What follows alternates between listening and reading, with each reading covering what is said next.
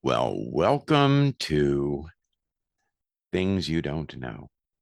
This one is kind of a fun one in a way, but really more important than what we might give it credit for. We're talking about Superman. Yes, Superman was created by two guys, Jerry Siegel and Joe Shuster. They were two sons of Jewish immigrants living in Cleveland, Ohio. They were shy, nerdy, and fascinated by pulp sci fi.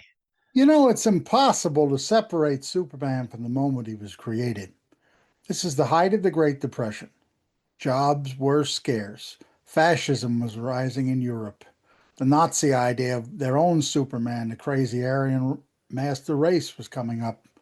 Jewish families, including Siegels and Schusters, were watching events in Germany with dread. So Superman wasn't just a random idea. He was a reaction also. Exactly, Chandler. It was wish fulfillment justice. A predator who fought bullies, whether they were street thugs or dictators. In fact, the very first version of Superman in 1933, Superman wasn't even a hero.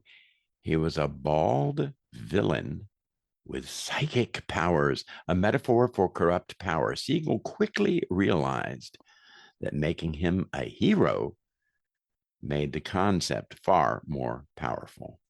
And after years of rejections, Action Comics #1, 1938, changed everything. Superman exploded into popularity because he solved problems people felt powerless to solve. So early Superman didn't fight aliens. He wasn't cosmic. He wasn't a god. He took on corrupt politicians, abusive husbands, greedy landlords, corporate exploiters, reckless CEOs, and war profiteers. So the guy literally fought bad bosses and crooked politicians? Absolutely. Hmm. Early Superman was practically anti-establishment. And that's why people loved him. Americans were exhausted by corruption and inequality.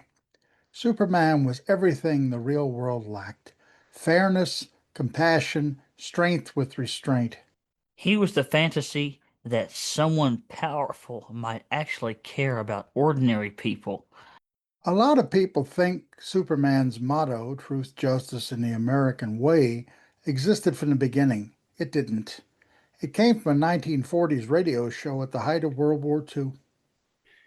The U.S. was trying to unify a divided nation. Superman became a tool for morale, patriotism, and wartime messaging. He appeared on war bond ads, anti spy campaigns, anti rumor posters, and newspaper features encouraging national unity. And he literally punched Hitler on comic covers. Yeah, he did. And that was deliberate. Comics were cheap and they were everywhere. Perfect propaganda tools. Superman helped sell the image of America as a moral force facing fascism. What's fascinating is that during World War II, Superman didn't fight the Axis in ongoing stories. Why? Because if he did, the war would be over in about 2 pages. Instead, Superman focused on the home front, encouraging rationing, security, sacrifice, civic duty. So he was used to shake national behavior, not rewrite global events. Exactly. He reinforced the narrative of America as the defender of freedom, even though the character himself stayed fictional enough not to undermine real sacrifices being made overseas. And let's jump ahead a little bit. The Cold War changed everything for Superman. He became a symbol of American exceptionalism, a lone superpower that acted because it was right, but this also invited criticism. Because alone, superpower can look like a bully, huh?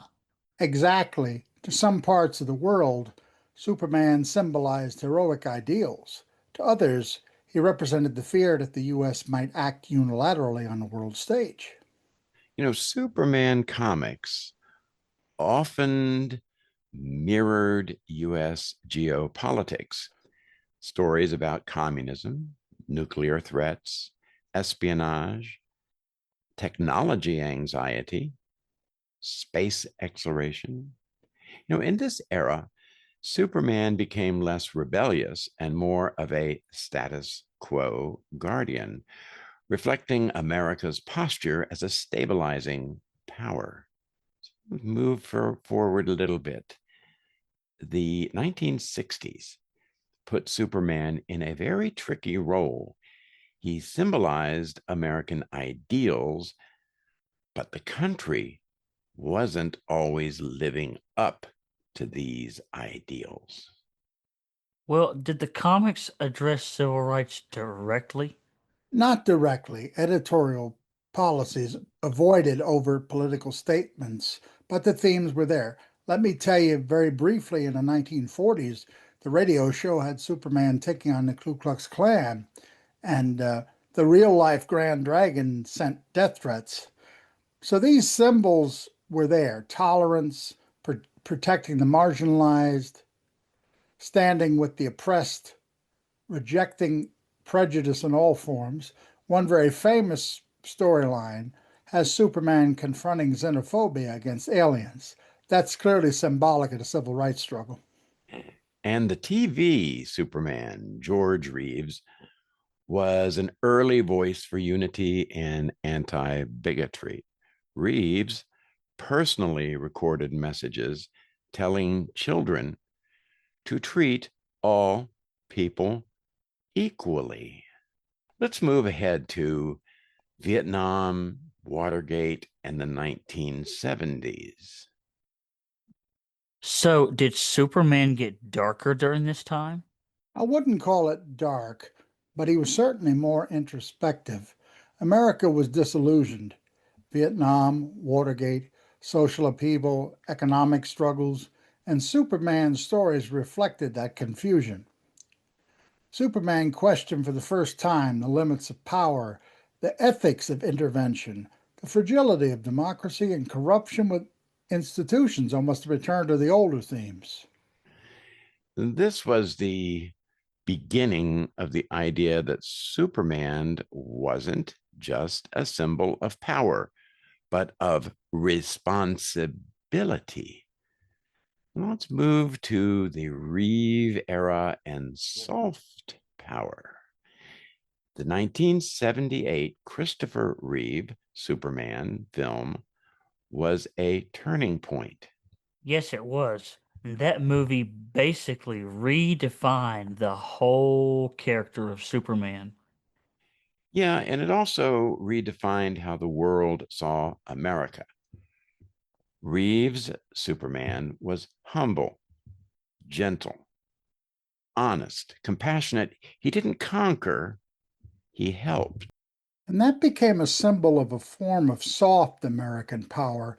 The idea that the United States, at its best, wanted to uplift others, not control and dominate them.